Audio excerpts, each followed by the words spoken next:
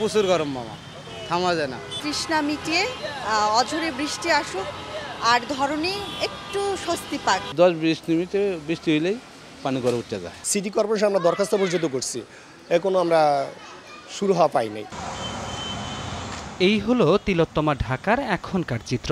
কথায় কথায় গ্রীষ্মের তাপমাত্রার পারদ ছুঁয়ে যায় 38-এর কোটা। মরুর উত্তাপে নগরীতে নেমে আসে বৃষ্টির জন্য ঘোর হাহাকার। ভাগ্য বদলায়, অঝোর ধারায় হয় বৃষ্টি, তবে ফলাফল হিতে বিপরীত। অল্প বর্ষণেই তলিয়ে যায় রাজধানীর বিভিন্ন সড়ক, আবারও সেই ভোগান্তির পুনরাবৃত্তি। একটু বৃষ্টি হলে জায়গায় জায়গায় পানি জমে যাচ্ছে, দৈনিক চলাচলের জন্য এটা অযোগ্য। উন্নতি করতে গিয়ে ঢাকার বেশিরভাগ গাছপালা কেটে ফেলা হয়েছে। সামান্য গরমও অনেক গরম অনুভূত হয়। পানি আটকে থাকে। গতকালকে আমি মিরপুরে গেলাম, ওখানে দেখলাম যে মানুষ চলাচলের অনুপযোগী হয়ে গেছে।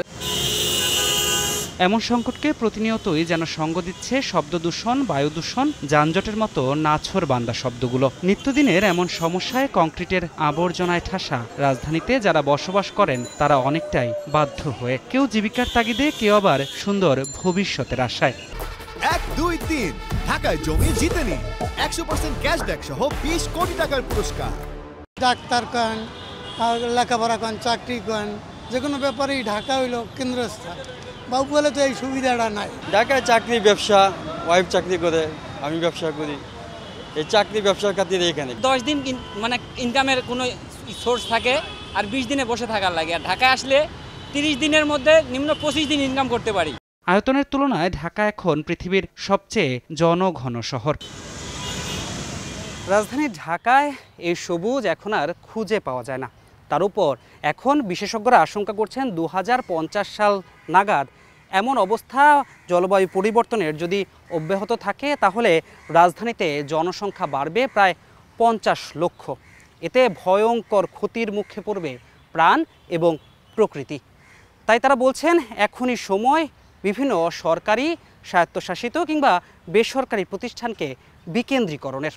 শুধু তাই নয়, নগরবিদরা বলছেন দায়িত্বশীলদের দায়িত্বহীন ভূমিকার কারণেই ধুঁকছে নগরবাসী। বাংলাদেশের মানুষ যদি আফ্রিকা, তানজানিয়াতে গিয়ে কর্মের সন্ধানে যেতে পারে, তাহলে ঢাকার মানুষের যারা ঢাকায় রংপুর থেকে এসেছে কাজ করতে, তারা যদি রংপুরে ভালো সুযোগ সুবিধা পায় রংপুরে যাবে।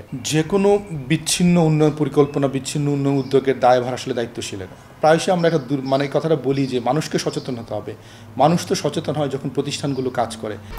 1, 2, 3 ঢাকায় জমি জিতে নিন 100% ক্যাশব্যাক সহ 20 কোটি টাকার পুরস্কার। শহরের সীমান্তে আবাসন, শিক্ষাকেন্দ্র, চিকিৎসা কেন্দ্র সহ গুরুত্বপূর্ণ স্থাপনা নির্মাণ করতে হবে বলেও পরামর্শ দেন তিনি। তবে কতটুকু বাস্তবসম্মত তা নিয়েও প্রশ্ন আছে। ধ্রুব ব্যানার্জি, সময় সংবাদ, ঢাকা।